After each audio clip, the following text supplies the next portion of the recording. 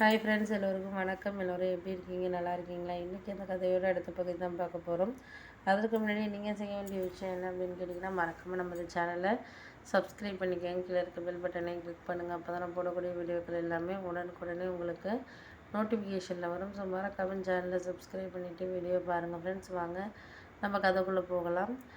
நான் அக்கா கிட்ட இது மாதிரி சொன்னதுக்கப்புறம் அக்காவுக்கு முகமே சரியில்லை. நான் இப்போ என்ன தாண்டி பண்ணுறது, என்ன பண்ணுறதுன்னு எனக்கு தெரியவே இல்லை சுதா அப்படின்னு சொல்லிட்டு ஒரு மாதிரி அழுகிறதுக்கு ஆரம்பிச்சிட்டு நான் சொன்னேன், அழுகிறதுனால என்னக்கா மாறிட போகுது, உனக்கு அது தெரியாதுடி. நம்ம இவ்வளோ வருஷம், கிட்டத்தட்ட 10 வருஷம் ஆக போகுது எனக்கு ஒரு கல்யாணம் ஆகி. இவ்வளோ நாட்களாக இருந்துட்டு இப்போ ஒரு பொண்ணோட இது பண்ணுறாரு, இந்த மாதிரி ஏற்றிக்கிட்டு போகிறாரு, போய் சாப்பிட்றாரு அப்படிலாம் சொன்னால் எனக்கு எந்த அளவுக்கு ஒரு மனசு வேதனை இருக்கும். இங்கே இருக்கிற ஒரு ஸ்கூலுக்கு கொண்டா என்னை விட மாட்டேங்கிறாரு, ஆனால் இங்கேயோ இருக்கிறவளை போய் அழைக்க போயிருக்காருங்கிறப்போ எனக்கு எவ்வளோ மனசு இதாக இருக்கும். அதை நினச்சி பார்க்குறியா நீ அப்படின்னோடனே, அதெல்லாம் நான் நினச்சி பார்க்காமலாம் இல்லைக்கா. எனக்கு அப்போனா அது நேரில் பார்த்தேன் எனக்கு எப்படி இருக்கும், எனக்கே மனசு கஷ்டமாக இருக்கும். அவர் உங்ககிட்ட எந்த விஷயம் இல்லைன்னு சொல்கிறாரோ அதை நீ மேன்மைப்படுத்திக்காம, நீ என்ன படிக்காத நீயா, இல்லை உனக்கு நீ ஒரு டீச்சரு, ஒரு வேலை பார்க்குற அப்படிங்கிறப்போ உனக்கு ஒரு ஒரு 50 பேருக்கு நீ கிளாஸ் எடுக்கிற, ஒரு மாதம் ஒரு 30,000 சம்பாதிக்கிற, ஒன்றுமா நீ இல்லாமல் இருக்க. அவர் இப்போ 40,000 சம்பாதிக்கிறான்னா நீ 30,000 சம்பாதிக்கிற ஒரு டீச்சிங் ஃபீல்டில். இன்னும் போக போக நீ நல்லாவே இப்போ அவரை மாதிரி நீ கம்பெனி ஒர்க்குக்கு போனோன்னா இன்னுமே அதிகமாக சம்பாதிக்கலாம். அப்படி இருக்கிறப்போ ஏன் நீ என்னோட இது பண்ணிக்கிற, குறைவுபடுத்திக்கிற?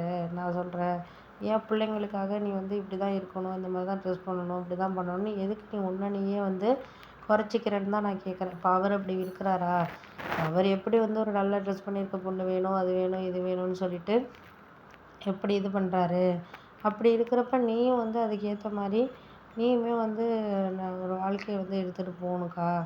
உனக்கு பிடிச்ச மாதிரி நீ வாழ கற்றுக்க. நீ ஏன் இதுங்களுக்காக சாக்ரிஃபைஸ் பண்ணிவிட்டு இப்போ நீ சீட்டு போட்டு மிச்சம் பண்ணுற, மாதம் ஒரு 5,000 புடவை இதெல்லாம் வாங்க மிச்சம் பண்ணுறியே, அதையெல்லாம் அவர் யோசித்து பார்க்குறாரா? இல்லை அவர் செலவுகளை ஏதாச்சும் குறைச்சிக்கிறாரா? ஒரு ஷர்ட் எடுக்கிறதா இருக்கட்டும், டெய்லி கலர் கலர் ஷர்ட்டாக போட்டு போடணும்னு நினைக்கிறாரு. நல்லா ஷூஸ் வைக்கிறேன், எல்லாம் பண்ணிக்கிறேன்.